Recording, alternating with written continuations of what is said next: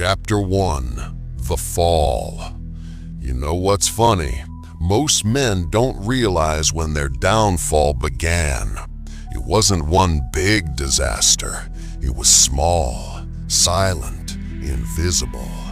It was that one "I'll do it tomorrow," that one skipped workout, that one time you scrolled for hours instead of working on yourself. And before you knew it, you fell. Not from a cliff, not from success, but from your own standards, from the man you said you'd become. You stopped chasing discipline and started chasing dopamine. You lost yourself in comfort. You used to dream like a lion. Now you live like a pet, tamed by your own excuses. Scrolling through other men's achievements, calling it motivation, while doing absolutely nothing about your own life. You're not lazy. You're just lost. Because somewhere along the way, you traded your purpose for pleasure. And every night when you lie in bed, there's that quiet voice in your head whispering, "Bro, this isn't who you're supposed to be." You can't escape that voice. You can silence it for a while, but it always comes back, louder, sharper, angrier. Because deep down, you know the truth. You're falling, and no one's coming to catch you. So this is your wake-up call. Not from me, from you. From the man you buried under comfort, distraction, and fear. Get up. You've been asleep for too long. It's time to climb back. Because no one remembers the man who almost became great. You think you're fighting the world. You're not. The world didn't put a gun to your head and say, "Waste your time." It didn't drag you to your phone at 2 a.m. It didn't whisper, "Just one more scroll." That was you. That voice, the one that tells you to take it easy, to enjoy life, to relax, that's the enemy. And he looks exactly like you. He knows your weaknesses. He knows what turns your brain off and your hands on. He knows how to make you feel strong without earning strength. He's the one who says, "Bro, everyone does it." He's the one who says, "It's normal." He's the one who tells you you're fine while he's slowly killing you. You think demons come with horns? No, they come with Wi-Fi. They come with comfort. They come with pleasure that leaves you emptier every time. You've seen what he does to you. After it's over, you sit there, head down, guilt heavy, screen still glowing. And you whisper, "Never again." But he just laughs because he knows you'll be back. He doesn't need to win forever. He just needs to win today, one day at a time, one click, one skip, one excuse. And every time you give in, he grows stronger. He's patient. He'll wait a decade if he has to, because he knows one truth you don't. Men destroy themselves slowly. You were born with strength. Every cell in your body was built for war. Your ancestors hunted, built, protected, fought. And you? You're fighting the urge to open a tab. The enemy inside has made you harmless, tame, addicted to pleasure, allergic to pain. You call it self-love. He calls it victory. You want to kill him? Then stop feeding him. Every time you say no, he starves. Every time you walk away from comfort, he bleeds. But you can't just quit. You have to replace it. Replace lust with hunger. Replace comfort with movement. Replace escape with purpose. Because if you don't give your pain a direction, it will find one on its own. You're not weak because you fell. You're weak because you keep kneeling. The enemy within only lives as long as you keep him fed. So starve him. Let him scream. Let him panic. Let him die slow. And when he's gone, you'll finally remember what power feels like. But before you rise, you'll face something worse than him. The silence, the loneliness, the emptiness that follows every man who decides to rebuild. That's what's next. Chapter 3: Isolation. That's what follows when you finally stop feeding your demons. No noise, no rush, no constant hit of pleasure. Just quiet. And that's when most men run back. Because silence exposes everything. Every thought you buried, every guilt you ignored, every version of yourself you tried to pretend never existed. When the world goes quiet, your mind starts talking, and it doesn't shut up. You'll wake up one morning and realize no one's checking on you. Nobody cares that you're improving. Nobody applauds you for fighting your urges. They only cared when you were fun, not when you were focused. You'll look around and the room will feel smaller, the air heavier. Even your own reflection will feel like a stranger watching you. That's isolation, and you'll hate it. But remember this, that emptiness is not your punishment. It's your cleansing. Stronger now. When you cut out your distractions, you start to see how much of your life was noise.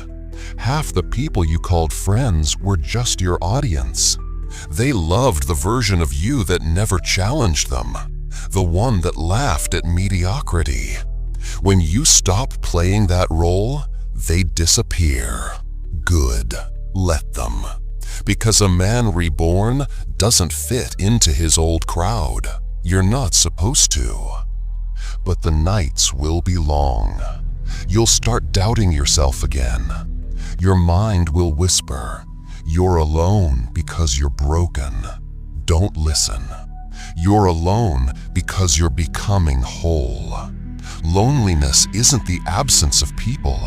It's the presence of growth. You're cutting the noise out, and the silence is what's left behind. It's heavy at first, like withdrawal from chaos.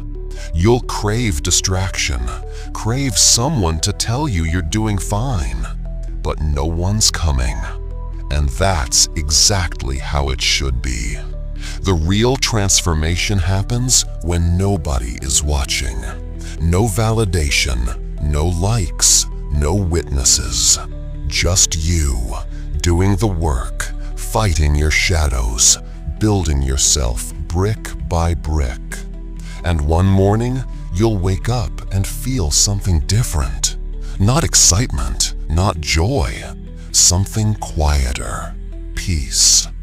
The noise will still exist out there, but it won't touch you anymore. You'll walk through it like a ghost.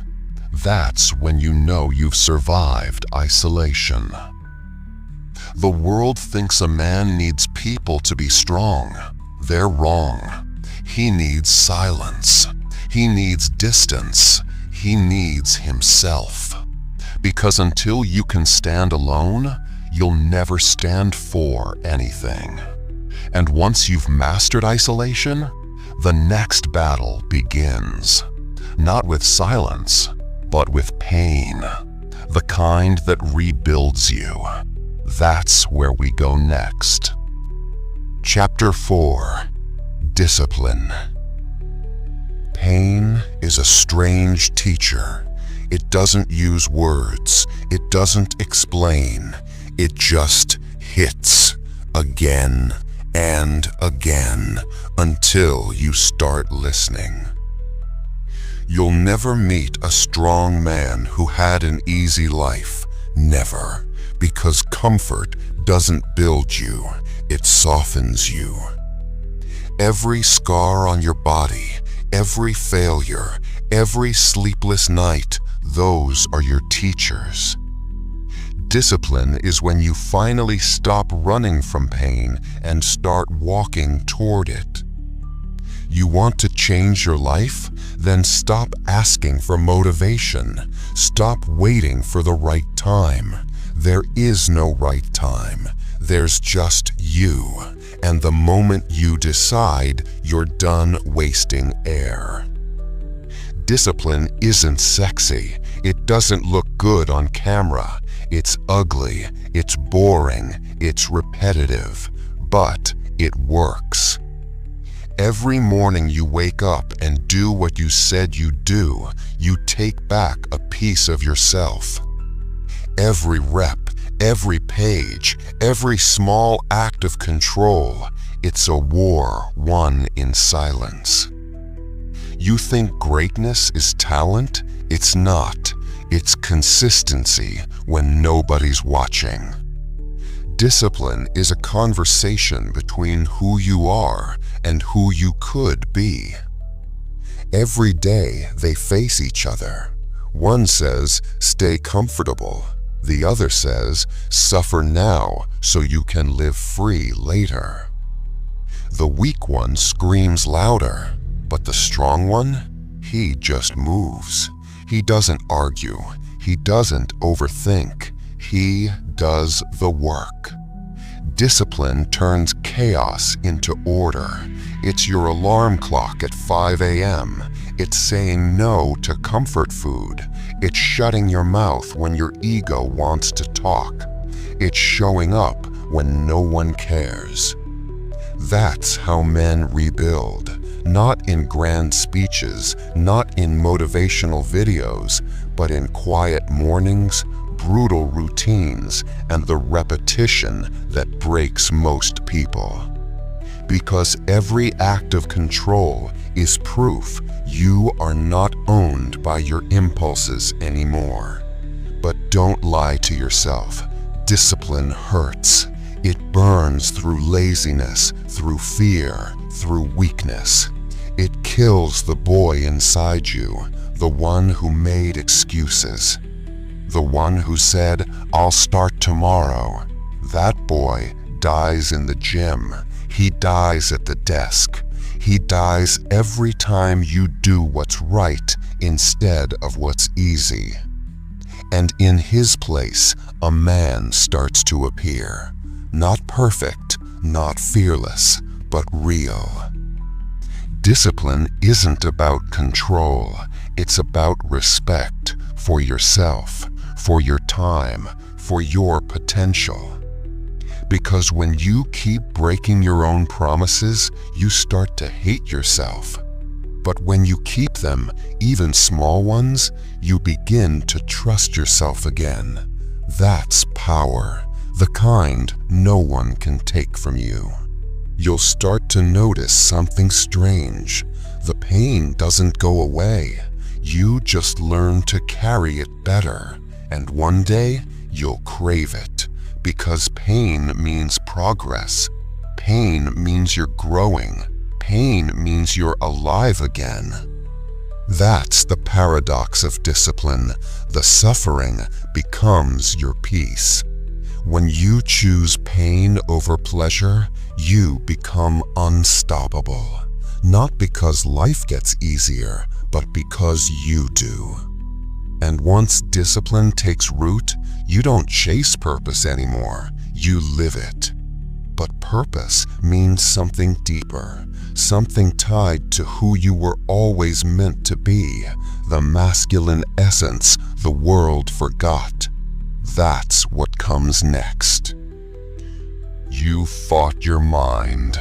You've buried your fears. Now, walk out there and make the world feel your return.